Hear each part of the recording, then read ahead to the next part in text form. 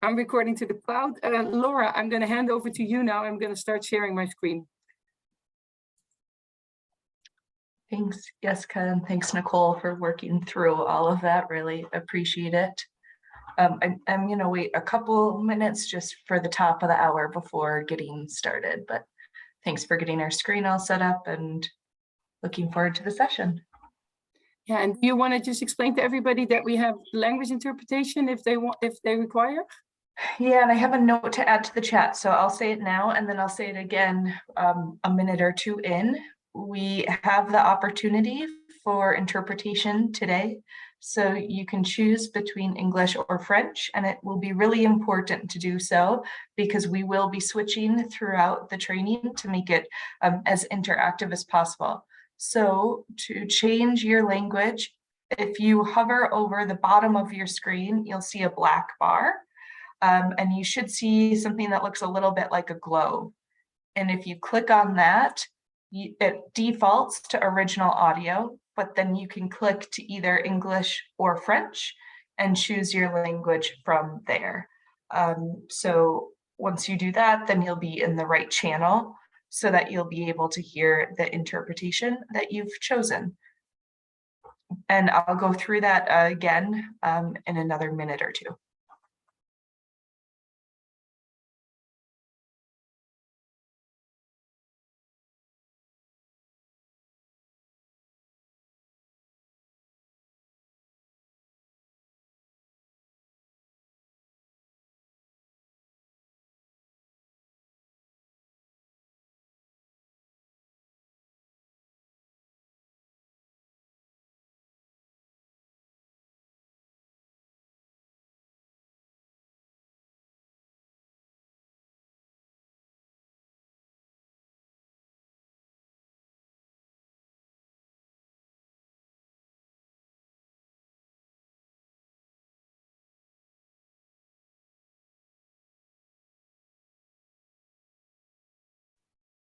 Hi, and welcome to everyone. Thanks for joining. I think we'll wait just another minute or two to allow for everyone who wants to join, and then we'll get started. But thank you for your patience, and we're looking forward to the session with you.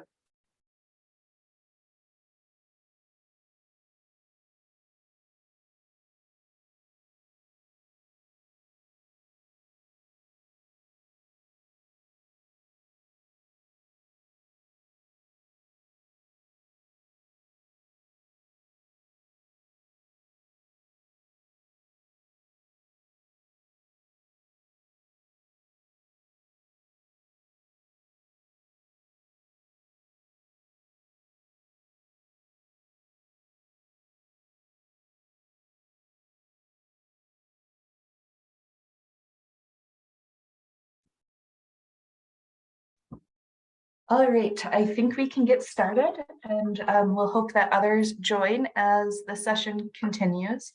But we have a tight 1 hour to do this work, so best for us to get started. First, we want to welcome you all to this learning exchange that's the result of over a year of work together on system strengthening work. We're really excited to have this discussion with you all today.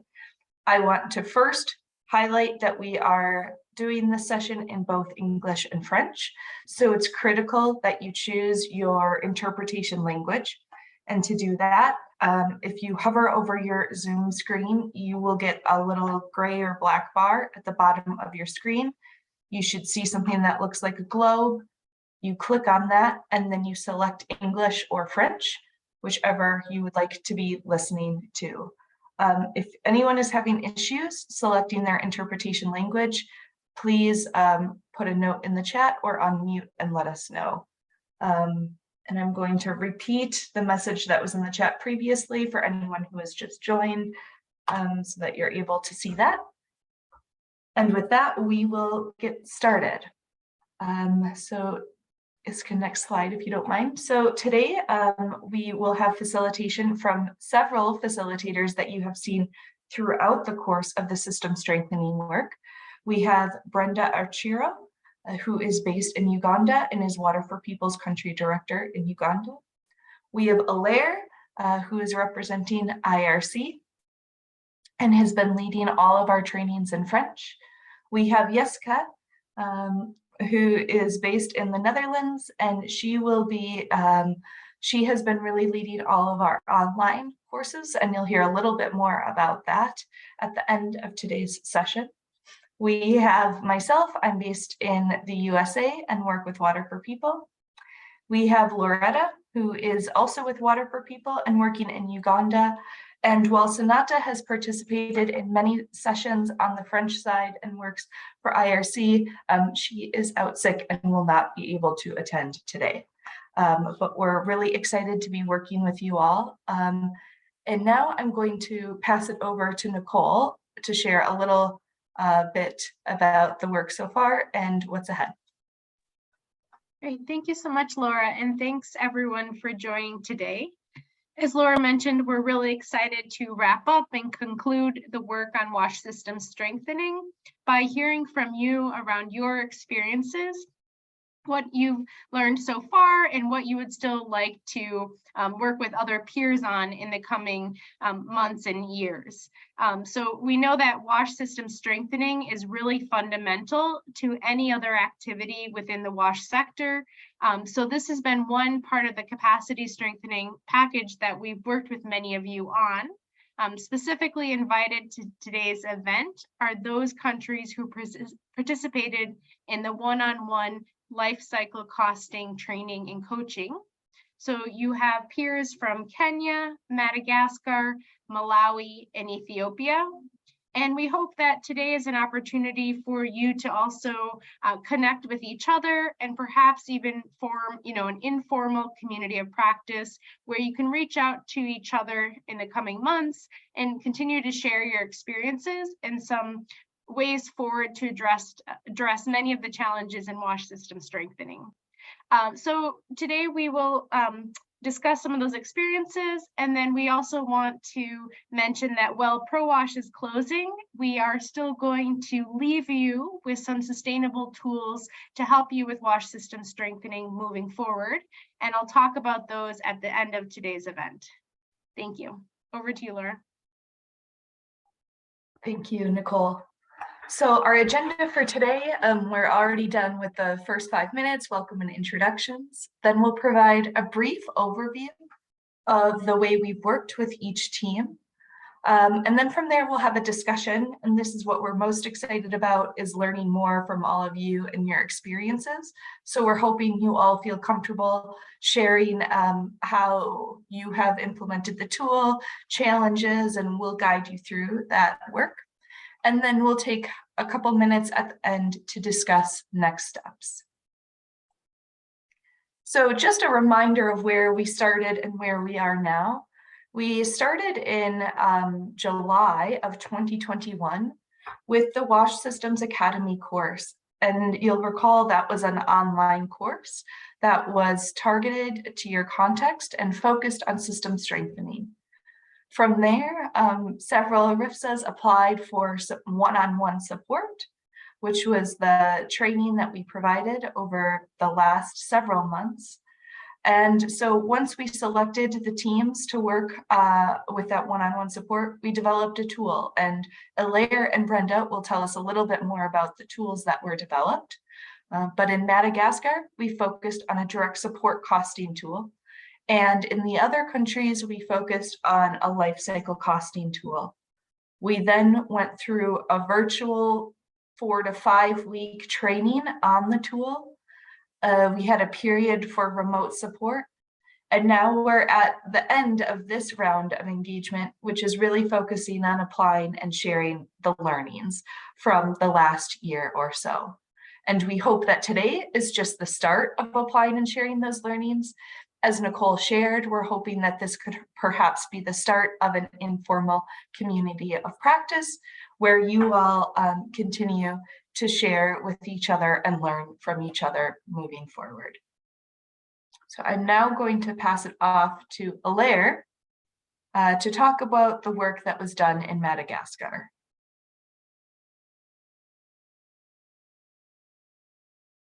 Merci Laura, merci bien, et comme tu l'as bien dit, créer une communauté de pratique pour continuer le renforcement des systèmes WASH, ça va être très intéressant pour nous tous, aussi bien pour ceux que nous avons appuyés que nous-mêmes qui continuons à travailler sur cette thématique depuis le début. Et moi-même en particulier, ben, je continue à utiliser ça sur le terrain. Là, il y a 3 semaines, j'ai fait 3 semaines au Niger et je ne parlais que de ça. Effectivement, avec l'équipe de Madagascar, dans le cadre donc, du travail d'appui à distance, nous avons travaillé sur, globalement sur les différents coûts du cycle de vie à long terme de la fourniture des services. Et nous avons fait un focus sur l'outil d'appui direct parce qu'effectivement, quand on regarde sur le terrain, on voit que le manque d'appui direct aux communautés est un vrai défi sur le terrain. Le fait qu'il n'y ait pas de gens qui puissent faire un suivi direct, que ce soit de la part des municipalités, que ce soit de la part des acteurs de développement, ce manque-là fait qu'on a beaucoup de choses qui ne marchent pas sur le terrain. Et donc, dans le cadre de l'appui à l'équipe de Maharo au Madagascar, nous avons travaillé sur comment établir les coûts d'appui direct pour qu'une communauté ou une ONG d'appui puisse pouvoir les supporter et avoir cet appui direct. Donc, nous avons développé cet outil direct sous format Excel et c'est un outil donc qui permet d'évaluer la situation actuelle telle qu'on l'a et aussi la situation idéale qui pourrait permettre de pouvoir assurer cet appui direct de manière continue aux différentes communautés.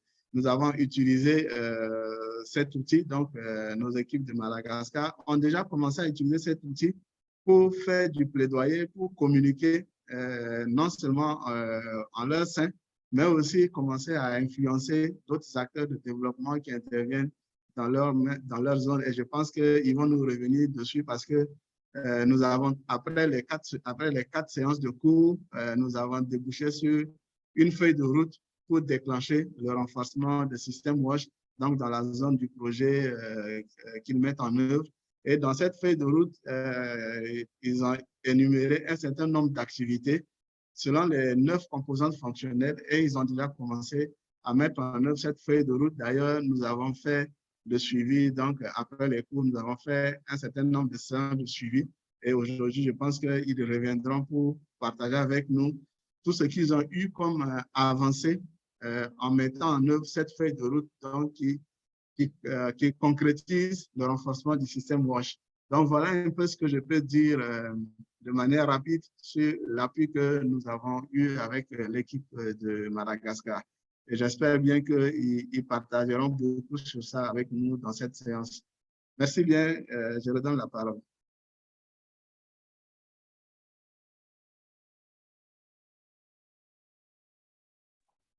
Thank you so much, Alaire. And now we'll pass it off to Brenda to share a little bit about the experience with partners in Ethiopia, Kenya, and Malawi.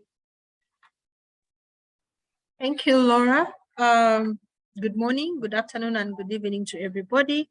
So with the other team, we were able to get a feel and work through the life cycle costing tool, which is a tool that brings together 3 key costs of a system. That is the capital expenditure, which is the cost of constructing fixed assets such as concrete structures or the unit cost of a component of a system. The life cycle costing tool also brought to be understanding the OPEX costs, which covers items such as labor, fuel, chemicals, routine costs that we always incur to run a system or to offer a service. We also had good time to appreciate the capital maintenance expenditures that we incur to run a service, which goes beyond routine maintenance, but looks at repair and replacement of components of a system. We also appreciated working through the direct support cost tool, which is mainly looking at the service authorities' costs during planning, coordination, and communication. So the life cycle costing tool brought together all these key cost elements that are required to sustainably run offer a service or offer a wash service. So it did bring appreciation of how much it actually costs to give a service, bringing all those costs together. The other bit that we looked at was our sources of financing.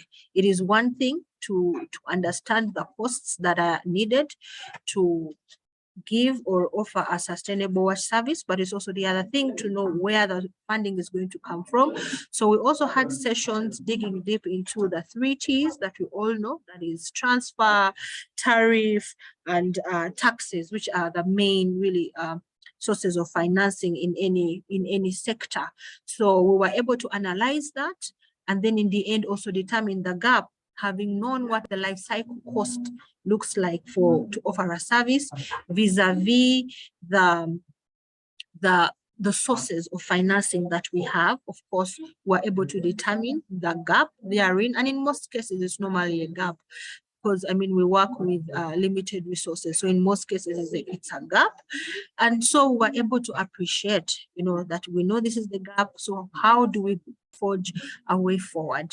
And one of the things we discussed was this actually turns out to be a very strong advocacy tool for resource mobilization, whether with governments or with donors.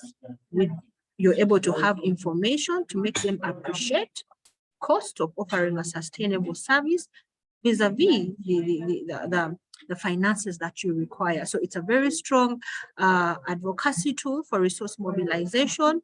We were able to share some of the experiences in Uganda, especially where it has been used as a resource mobilization tool. And we've seen financing actually being tapped from big donor agencies, you know, like the ADB, being able to come in because they've been able to appreciate the analysis of the costs that are needed to offer sustainable service.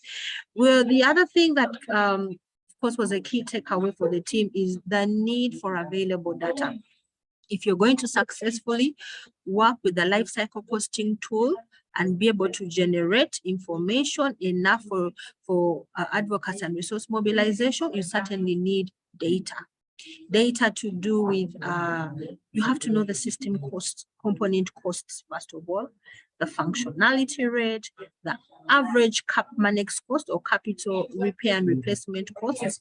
You need to know the operational expenditure, which is normally about 40% of the CapEx cost per year. And again, that might differ from country to country, but averagely round about there, CapManex is about 40% of the capital expenditure per year. And then very critical is to have a strategy of rolling out this information. It's one thing to have information, it's another thing to be able to use it out there. So the team was able to appreciate we are doing all this very good work, all this very good life cycle cost analysis, not to put it on the shelves, but to work with government structures that have the mandate to offer a sustainable wash service, that have the mandate to work as service, you know, authorities out there, they need to appreciate this information. Therefore, as NGOs or as facilitators of such engagement, we need to work alongside government structures who are mandated to do this kind of work. And we can always, you know, remain giving the technical support, opening their eyes to these things, making them appreciate the information, and consequently plan and budget with a point of knowledge, having known what the costs are and knowing what the gap is. So the teams were able to try out to a great extent the use of this tool, and I'm sure they'll be happy to share their experiences. The tool being new for some people, there were challenges here and there, but by and large and generally, everyone was able to get a feel of this tool. Thank you very much, and over to you, Laura. Thank you, Brenda, and thanks again, Alaire. And as both stated, we're excited to hear from all of you about your experience. And we just wanted to provide that overview since different teams were working on different tools, so we all had a general understanding of what had been done through this work. So several weeks ago, we sent out questions to our main point of contact at each RIFSA about your experience working with the tool. And that is what we will use to guide our discussion today. In just a minute, we have one more slide, but then after that, Jessica will be sharing a whiteboard that we created based on the questions we asked all of you and the answers we received from all of you. So the whiteboard is in both English and French, and we'll be using that to guide our discussion. And I'll share a little bit more when we pull that whiteboard up about how we'll be asking you to use it. But the first question we asked was, how have you used the tool? And as you can see here, most RIFSAs have started to add data to the tool, but have not yet completed it, which we think is quite understandable. As Brenda mentioned, a lot of data is required at times to complete the tools, so it might take longer than perhaps you all initially thought when we started this training. One RIFSA, Nawiri, has completed the data or entered the data along with partners. And then one RIFSA, IFA in Ethiopia, has reviewed the tool, but has not yet had the opportunity to add data to the tool. So most are in earlier stages, with one, the Nawiri RIFSA in Kenya, having completed the tool, filling in the tool with partners. So I think it's important for us to keep that in mind as we move into the discussion. And I think Jessica will be pulling up the whiteboard now, which might take a minute or two.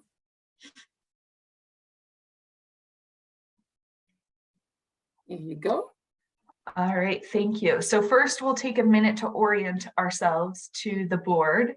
You all can navigate yourselves on the board by zooming in and out. In the bottom right-hand corner of your screen, you should see a magnifying glass with a plus sign on it and a magnifying glass with a minus sign on it. You can use that to make the board bigger or smaller. You can also scroll up and down by using your mouse to navigate through the different questions. You will see on the left side with the blue headers, that's the questions in English. The right side with the green headers are the same questions. They're next to each other, but in French. And anything in yellow are the responses we have received from all the different RIFSAs about the questions we asked.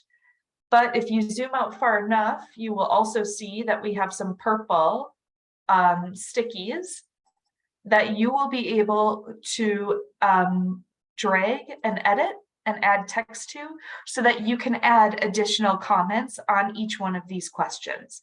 So I see that Ruby has asked if we can share the link. You won't be able, I don't think, well, okay, Jessica has just shared the link. Hopefully that will help. But you should be able to edit and change it right now through the discussion, just by clicking on your screen and moving about.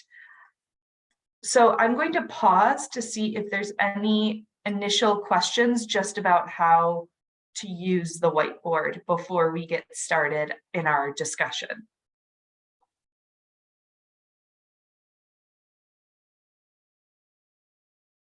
Okay, if not, then I think we can get started. And we encourage you, of course can use the board to edit it, add things to it using those purple stickies, or purple notes on the right side. But we also encourage you and hope that you will feel comfortable to unmute and say something in front of the group as well. We really hope that this will be a lively discussion.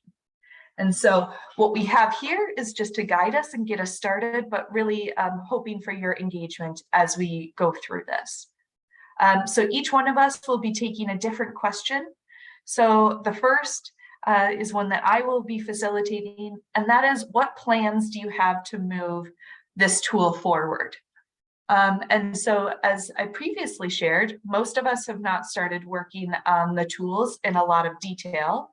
So we can see that a lot of us have plans to work with local government partners to complete the tools and develop investment plans, which is an excellent first step. So I do have a question for the Maharo team and also the Nweri team, who has worked a little bit more on completing the tool. Would either of you be comfortable sharing a little bit about your experience and how the government has reacted to the process of working with this tool?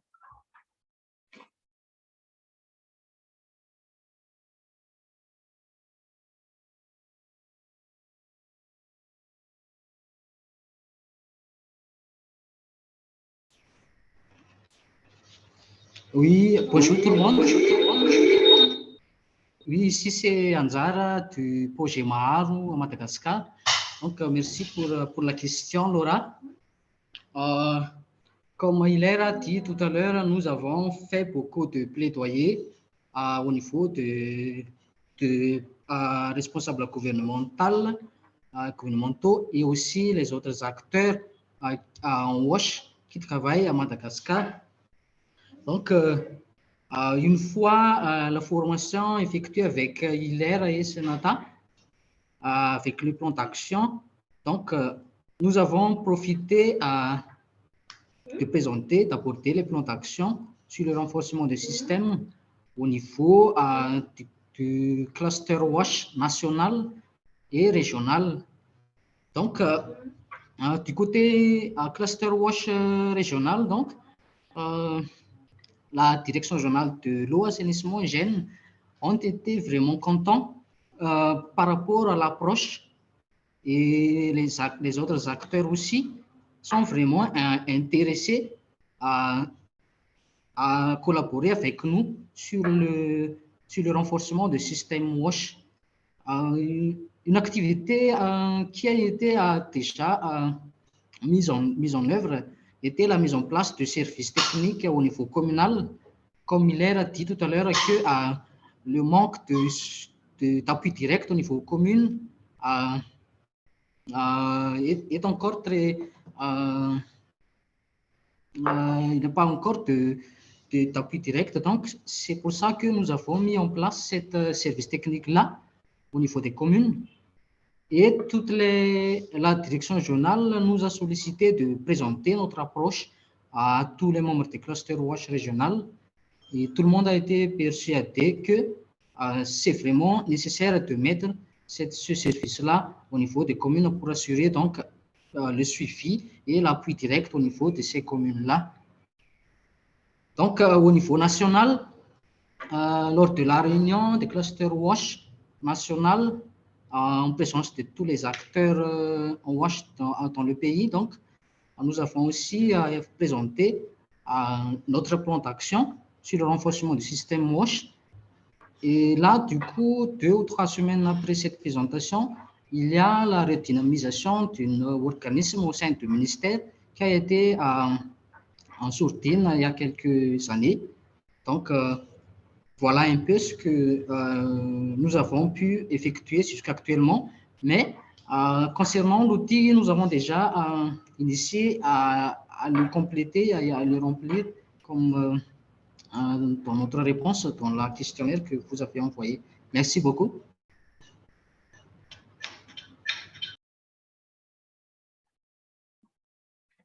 Thank you, Anjara. That was really great to learn about the experience you have had and the success you have had.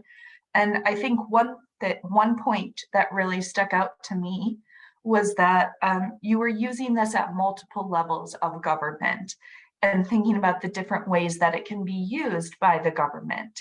So at the local commune level, as you suggested, it's more likely to actually be used for planning, to really guide how the commune plans to develop the work. And at the national level, it was used more for advocacy, so not very much for the day-to-day management of WASH services and how we will improve them, you know, in that day, that year, but nationally more to really advocate for changes and policies. So that's really wonderful to hear.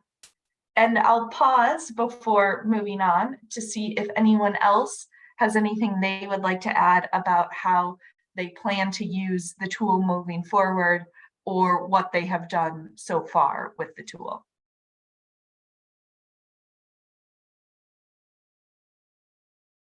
Oui, si je peux rebondir aussi sur cela.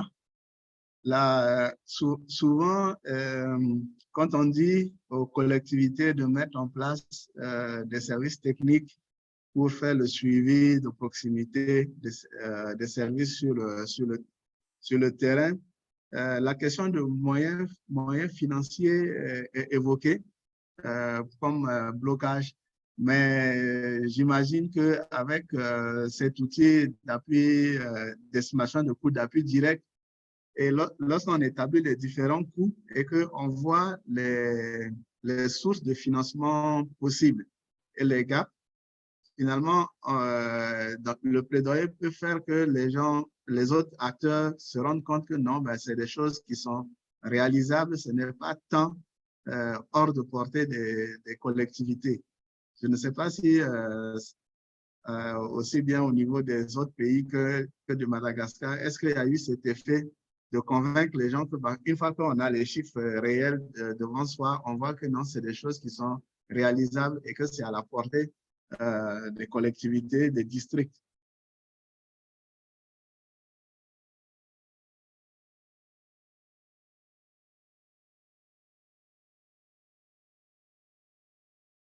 Entendez?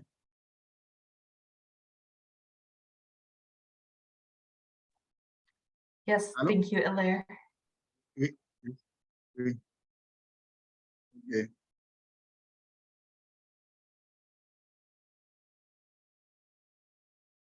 While we're waiting to see if anyone has a response to Hilaire's question, I just want to clarify how you can engage with the tool. The link, a link will not get you to the tool. The only way you can view and edit it is by just clicking on your screen. The screen, I know it seems weird because we're so used to meetings just not being able to edit the PowerPoints that we're looking at, but you should be able to edit and move things around just within this meeting view. And then if you're unable to edit anything, please feel free to type it into the chat and we can add that into it for you. And somebody had said that they could only see French. If you zoom out further, you'll probably be able to see English on the left-hand side of the whiteboard. So I hope that clarifies any of the challenges with the whiteboard, but if you continue to have any challenges, please let us know. And I think to build off of the question that Hilaire previously asked, we can actually take it to question 2. How will the costing tool change your work? And for that question, Hilaire will be guiding us through that discussion.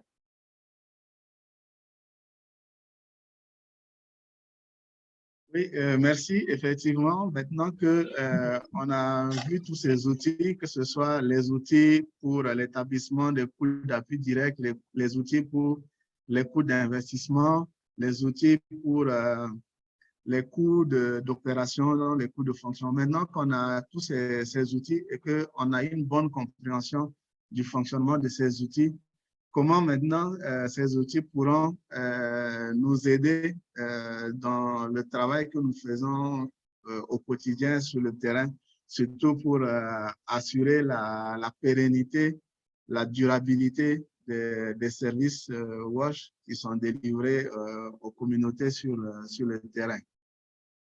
Donc, est-ce que quelqu'un pourrait nous partager déjà comment il entend utiliser ces outils-là pour donc améliorer son travail?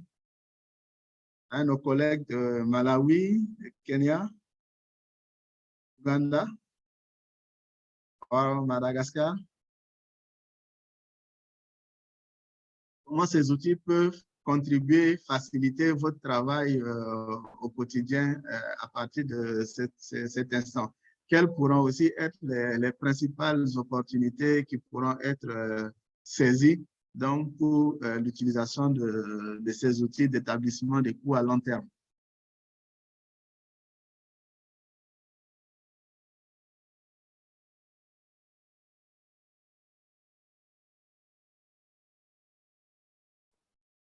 Bonjour à tous, moi c'est Tantel. équipe de Rifsa Maharu à Madagascar. Comme il a demandé tout à l'heure, nous avons déjà utilisé aussi cet outil, mais malheureusement, il demande beaucoup des informations et durant la collecte des données sur terrain. Donc, il faut avoir beaucoup d'informations pour avancer. Donc, ça, c'est un grand défi de recollecter toutes les données utiles que nous pouvons avancer sur le traitement de cet outil en Excel. Donc, nous voudrons simplifier l'outil, mais ça va être un peu avec la modification. Donc, nous voudrons discuter ensemble quelles sont les informations très essentielles que nous ne pouvons pas y échapper. Donc, c'est une grande opportunité de nous savoir ensemble et de discuter sur cet outil. Merci. Merci Tanteli. Effectivement, pour pouvoir bien utiliser cet outil et en profiter, il faut nécessairement disposer des bons chiffres, des bonnes données, des données fiables, voilà, pour pouvoir les utiliser. Par exemple, si on se focalise sur l'outil de coût d'appui direct, il faut connaître les niveaux de rémunération des gens, il faut connaître les coûts de déplacement sur le terrain. Il faut aussi connaître les fonctions idéales, les fonctions nécessaires pour assurer l'appui direct. Donc, effectivement, tout ça, ça va prendre du temps, mais une fois qu'on connaît la philosophie de l'utilisation de l'outil, ben, effectivement, on pourra finir par avoir ces données. Je ne sais pas s'il y a d'autres réactions de la part des autres collègues du Kenya, de Malawi ou de Ouganda.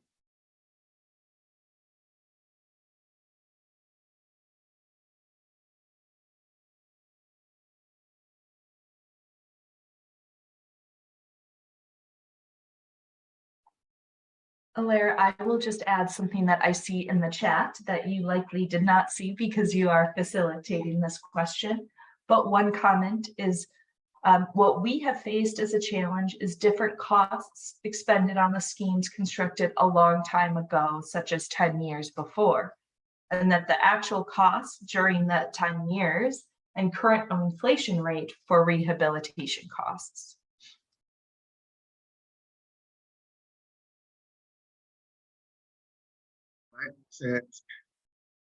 Ouais, c'est vrai qu'il y a eu beaucoup d'évolutions sur les coûts, mais comme je l'ai dit, il y a deux choses qu'il faut retenir. C'est d'abord la philosophie de ces coûts, pour savoir c'est quoi on cherche à renseigner, à quoi ça peut servir.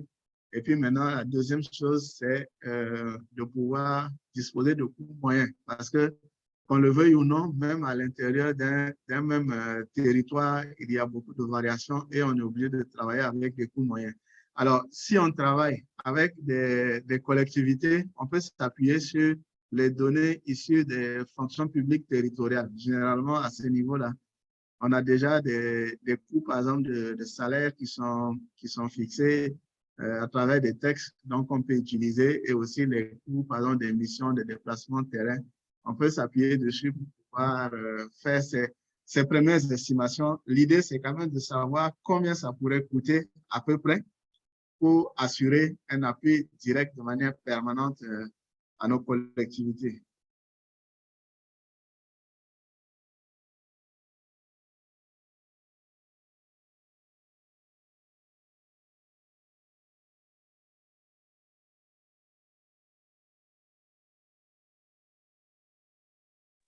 Oui, je vois donc un commentaire de Anjara de Madagascar, c'est la question de l'instabilité dans les postes, parce qu'effectivement, nous avons eu à discuter de ça lors de nos différents cours et des sessions d'appui.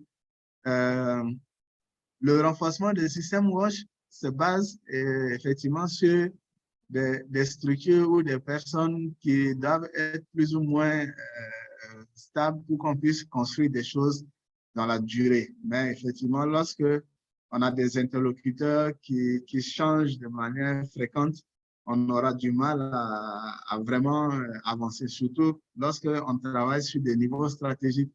Le niveau stratégique, c'est le niveau commun, le niveau région, et puis bien sûr le niveau national. Lorsqu'on a beaucoup de turnover à ce niveau-là, effectivement, ça ralentit les progrès qu'on peut observer dans le renforcement des systèmes WASH.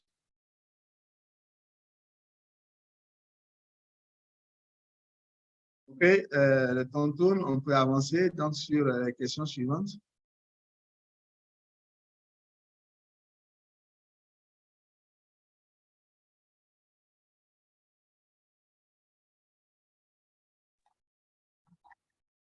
Thank you, Hilaire. And I just want to note, I think someone thinks that if you make edits, it's just on yours, but whenever you delete a note, it's deleting it for all of us. So please try not to delete any of the notes. Please just focus on adding. And if you're deleting because you can't see the screen, if you zoom out, you'll be able to see the English. But now we have our third question, which is what are the main learnings or takeaways from the training? And for that question, you will hand it over to Loretta. Thank you, Laura. And good afternoon, everybody. So our third question is, what are your main learnings and takeaways from the training? So we just wanted to understand what were some of the things you learned, or what were some of the key useful information that you got.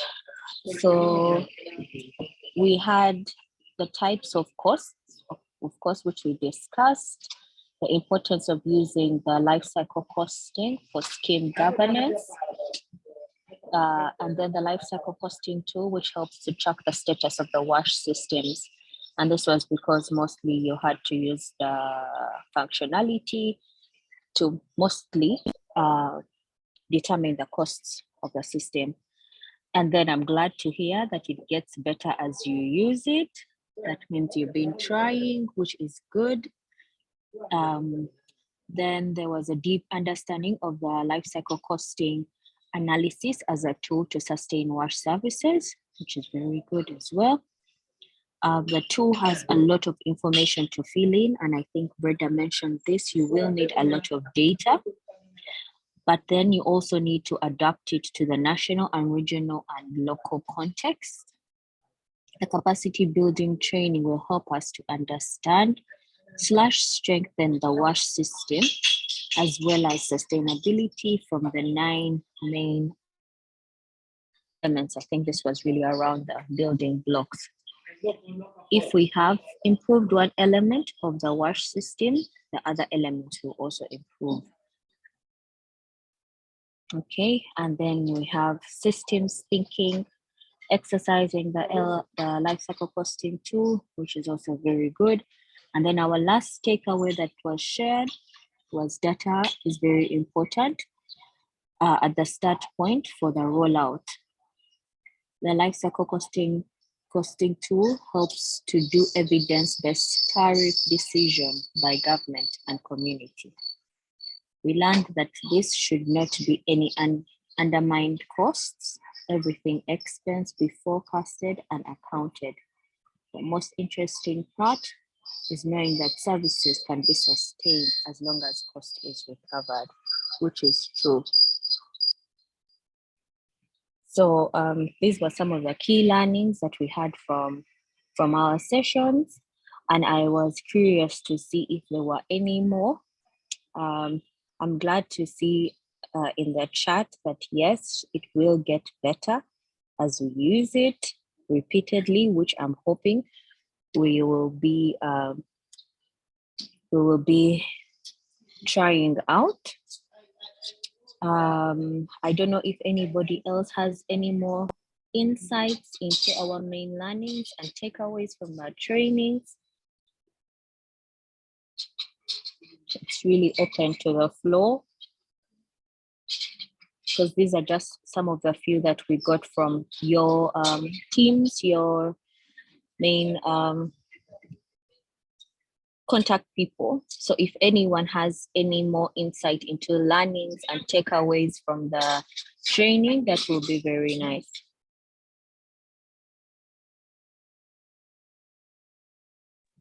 Do we have any more insights? Hello,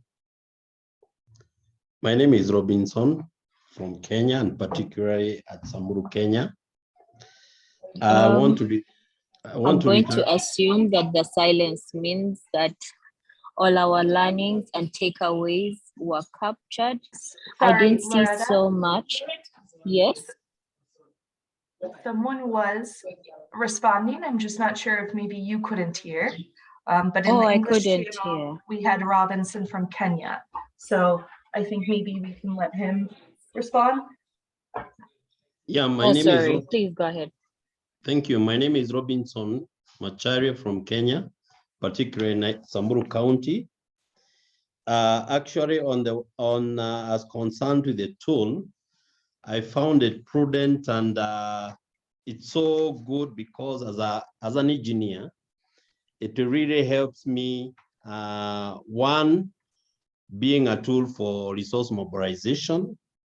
With a tool, once the finding, it's easier to do resource mobilization of what we require.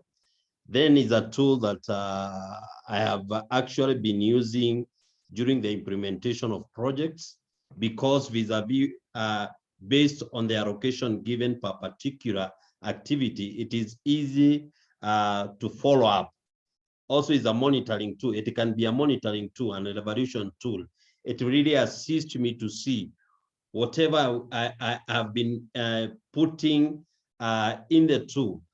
Is it actually what is being done? So it becomes a monitoring tool. And finally, it really helps to ensure that the project achieve its set objectives, and also to ensure the sustainability of a project, because gone are the days that we use to put everything, all the resources in one basket without articulating each and every allocation per an activity.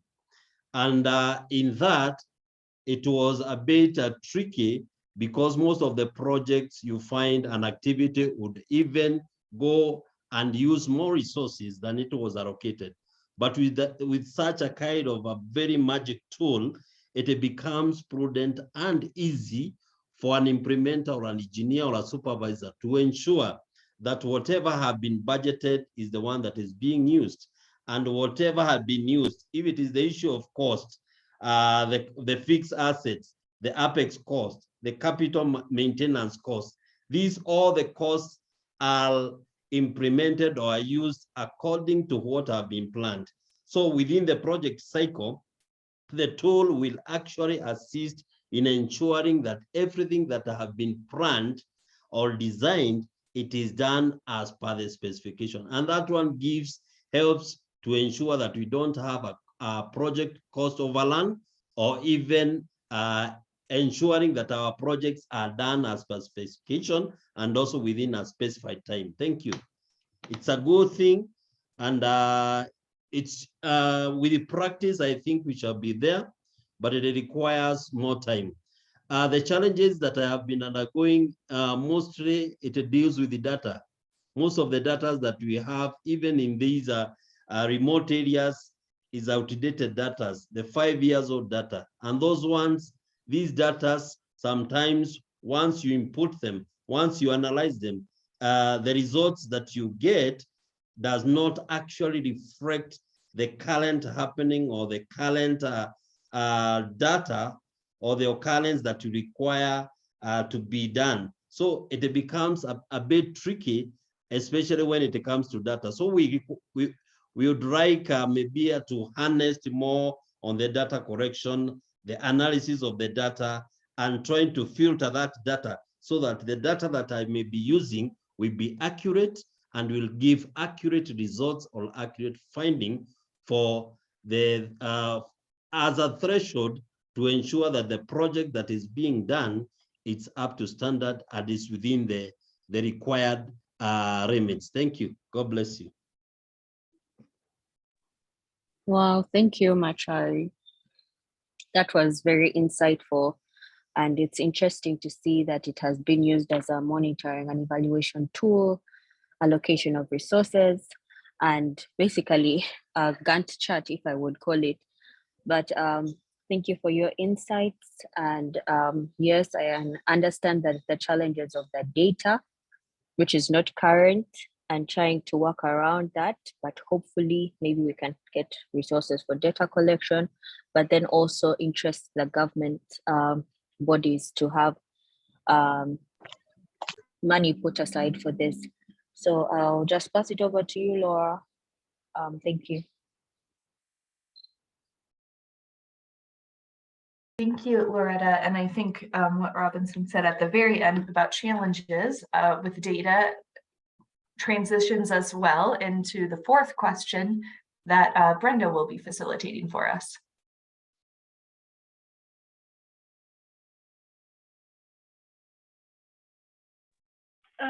Thank you, Laura. And I'm happy to take us through a bit of discussion on the fourth question. I'm not able to read the responses very well, so I'm going to ask Loretta to just read through them for me, and then I should be able to handle the engagement. Loretta, please support me. My screen can't see this very clearly. All right. So some of the challenges we had were data might not be available the time we would be populating the tool. A bulky data set is required to complete and use the tool. We didn't establish the database yet, and perhaps lack of all necessary data at hand may make the process tough and may take us longer time until we are ready with the data. Challenges related to the tool were discussed during the training. Availability of data at the district level, shortage of time as we were in the R&I year, and then some information registered in the tool does not fit in our area of intervention, but we have done the maximum to have several information during the collection carried out in the real field. So those were some of the challenges. Okay, thank you, Loretta. Can you hear me clearly? Yes. Okay, thank you very much. I can see the issue of data keeps coming up. The issue of data keeps coming up. I think the previous person also mentioned it. And I know that somebody else also mentioned the fact that for some of the particular tools, maybe the kind of data they had wasn't what they would need or wasn't that appropriate. And it is clear that I think one of the main challenges that comes out is data. But let's open it up and hear from the rest of the team. I do appreciate that challenge. And I think I mentioned it also in my presentation that it's very critical to always have the data available if you're going to be able to work through it very well. But let's hear from the others. I think there was an important comment around some of the data sets not being, maybe the type of data not being appropriate for a particular tool. So listening in from that team, I think would also be of help. So anybody else who wants to add to that?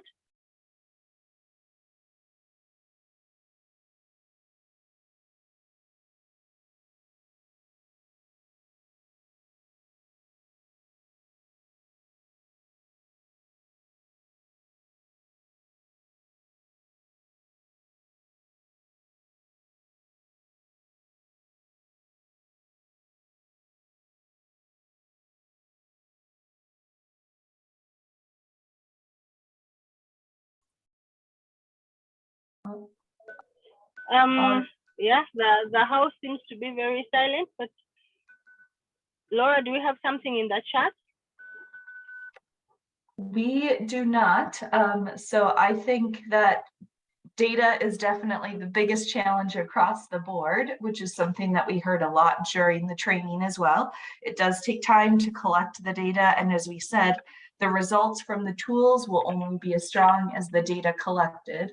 But I think based on time, we can move to the last question before we have kind of our wrap up and conclusion. So I'll hand it off to you, Jessica. Okay, hi. So the last question is to me, and it was very much on, so in this, together in this one-on-one support, we focused on the finance building block. And as we know from the course last year, finance is only one of the building blocks needed for sustainable water sanitation service delivery for all. There's other essential building blocks that need to be in place in order to have sustainable services. So our question was, what other ways are you trying to strengthen the system, looking at the fact that all the building blocks of systems are actually interconnected and interlinked, and if you strengthen one, you can often strengthen others. So of course the finance building block is very much linked, as you said, as well, to planning. One of the sponsors was that we're also trying to strengthen the planning building block. Having better financial data will allow you to make better plans, and as well to better monitor what's happening in the field. So we see planning and monitoring coming back to other essential building blocks. And the other one that's really strongly coming back is water resources management. That you're trying to work on water resources management tools to better plan for the water resources that you have in place. That's another one of the essential building blocks. Another building block that is mentioned is learning and sharing, learning and adaptation. For a well-functioning system, you need to be able to see what's going on, to learn from what you're seeing, and to adapt, as we're always going through inevitable change and shocks in every country. Our context will always change, and so we need to learn and adapt based upon that. For example, population growth, climate change, more water resources, less water resources. So that's another building block that was mentioned that you're working on. And the last one is accountability and governance, institutions, policies, legislation. Those are other essential building blocks. So what I see from this is, what is really nice is that you're really trying to look at the bigger picture. By just looking at finance and just strengthening the finance building block, we will not have more sustainable services if the other building blocks are also not in place and working to a certain level. That is what we got from this last fifth question on the other building blocks of sustainable systems.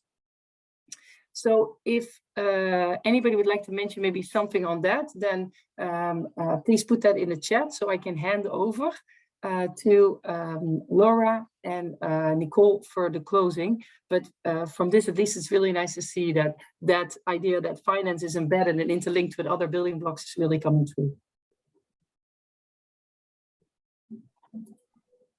Thanks, Jessica. And as you said, if anyone wants to add other ways that they'll be working on system strengthening, please add it to the chat. I think we'll pull up the PowerPoint now just to talk about next steps. And thanks, Jessica, for managing all the different screens. Really appreciate it. So next step for most of us is to really continue applying the tool. And Jessica, we're on not present view. So if you don't mind changing the view so that we just see the screen and not the comments. Sorry about that, but we're working on applying the tool right now. And if you get stuck, the really exciting news as you're working through these costing tools is that there is a life cycle costing tool course that will be built on the WASH Systems Academy that Jessica will be talking more about in 1 second. And the other thing that we'll be hoping to hear from you is feedback about what you thought about the course overall. Any comments you have moving forward, we'll be excited to hear from you. So I'm going to pass it to Jessica to talk about the new course that's being developed on the life cycle costing tool. And before I do that, I just wanted to say thank you all for your time over the last year plus. It's been a pleasure to work with you all on this work. And I'll pass it to Jessica to talk about how we'll be continuing that work. Yeah, thanks, Laura. So at the moment, we're working really, really hard on developing a new online course, Costing Sustainable Water Services, based upon the work we have done together over the last year. So this course is going to be a 4-hour course, and that explains how to actually use the Excel tool, Lifecycle Costing of Water Services, that was developed by you all over the last year. The course will be available in English and in French on the WASH Systems Academy for free from the 1st of December of this year. So the course will be available to all, English and in French. You can self-paced, self-guided. So it's like the other course we've done before, but this course really is a how-to course on how to use the tool. The first part of the course explains just a little bit about life cycle costing, the different life cycle cost components, how it fits into a bigger picture of system strengthening.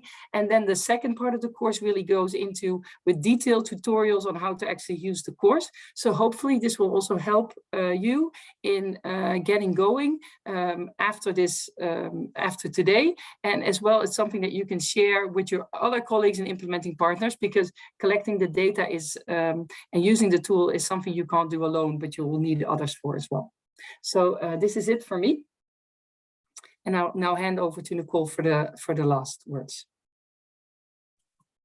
Great, thank you so much. Thanks everyone for joining today.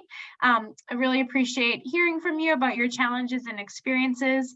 I also want to really thank Water for People and IRC for working with us during this partnership over the last year, and we are excited to continue to work on the life cycle costing course in the next month or so. So as you know, ProWash is wrapping up, but we're really trying to make sure that you have access to all of our resources. And so I just wanted to highlight that, well, today we talked about wash system strengthening. We've also been really emphasizing putting everything up on the FSN network. So we've created a page on market-based sanitation, which I know is of interest to many of you. Next slide. We have a page also set up that is on water and infrastructure, where you can access materials related to water quality in different case studies from our partners as well. Next slide. And we have a page on Make Me a Change Agent, where you can access training materials on social and behavior change, as well as a new e-learning course that is on Disaster Ready. And we will soon be creating a page that will have all of the materials related to wash system strengthening. So while we are concluding our support, direct support to you, we encourage you to continue to access all of these resources. And of course, you know, we are available if you have questions and in the next few months. So thank you everyone for participating, and looking forward to having your feedback in the chat box as we wrap this up. Thank you, Nicole, and thank you again for all of your participation to everyone here in this session, as well as in the previous year. We've really enjoyed learning from you all and getting to know you all. So we wish you luck as you continue working on these tools, and we'll look forward to seeing how you move forward. So thank you all. Have a good evening.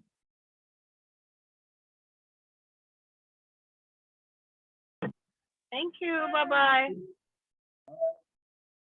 Wow. Merci à tous. Merci à tous. Bye. Have a good day. Thank you. God Hope to see bless you again in you. the future. Au revoir.